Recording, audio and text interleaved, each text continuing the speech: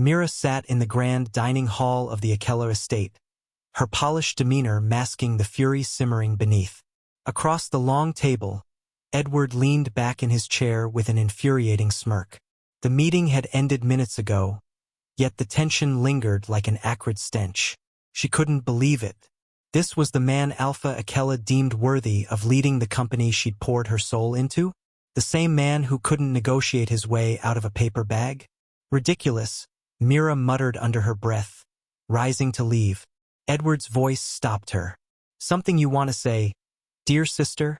he asked, his tone dripping with condescension. She turned on her heel, her emerald eyes blazing.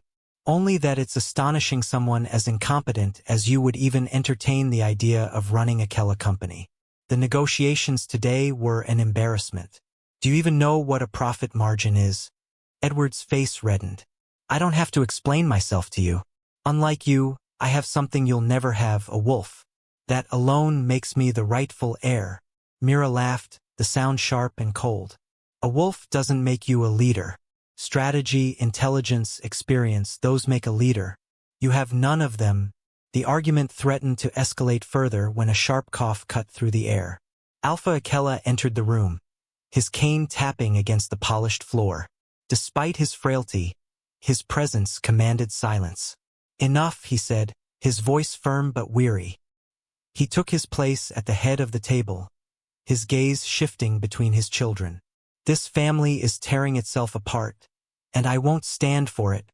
Myra's jaw tightened. "Father, you can't seriously think Edward is fit to lead. He knows nothing about the company." Alpha Akela sighed, his expression pained. "Mira, I've made my decision. Edward has his wolf and he's an alpha. The world respects strength, and he'll project that strength as the CEO. "Strength?" she scoffed. "What about competence? Or loyalty? I've dedicated years to this company, and you're throwing it away because of some outdated notion of hierarchy." "This isn't up for debate," Alpha Akela said, his tone final. "Edward will lead the company. That's my decision." Myra's hands balled into fists.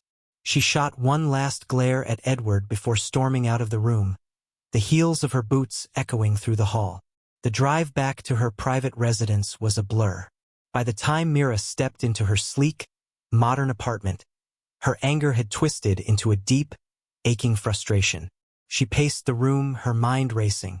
After all she had done for the Akela company, after years of proving her worth, she was being cast aside for a man whose only qualification was being born with a wolf. Grabbing her phone, she dialed Rex, her trusted confidant. His voice was calm, steady, a stark contrast to her turmoil. "Rex, it's unfair," she said, her voice trembling with emotion. "How can my father ignore everything I've done? All he cares about is Edward's wolf." Rex was silent for a moment before responding.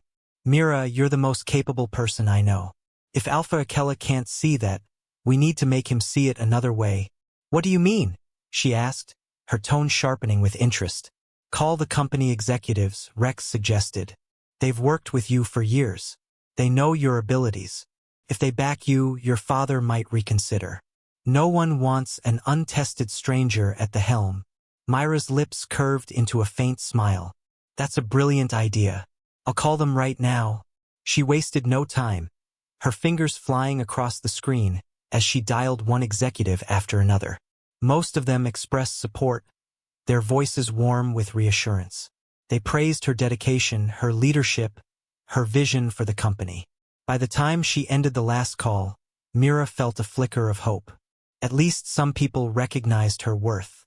The next morning, that hope was crushed. Mira sat at her dining table, a steaming cup of coffee in her hands, when her phone buzzed with a notification. She frowned, tapping the screen to open the message. Her breath caught as she saw the headline on a prominent news website. "Scandal: Mira Akela caught in affair with married man." Below the headline was a photo of her, naked in bed with a man she didn't recognize. Myra's mind reeled. The image was a lie, a fabrication, but it was damning nonetheless. She immediately called the website, demanding the story be taken down. But the damage was already done. The news was everywhere. Her phone rang incessantly as calls from the company executives flooded in. She answered the first, her voice steady despite the panic clawing at her chest. "This isn't true," she said firmly. "The photo is fake." "Mira, this is serious," the executive replied, his tone uneasy. "Whether it's true or not, the public perception will damage the company's reputation. We can't support you as the future CEO." The line went dead. Mira stared at the phone, disbelief turning to dread. One by one, the other executives echoed the same sentiment. They wouldn't stand by her. They couldn't risk the company's image. She tried to explain, to convince them, but they refused to listen. Frustration bubbled over as they hung up, one after another.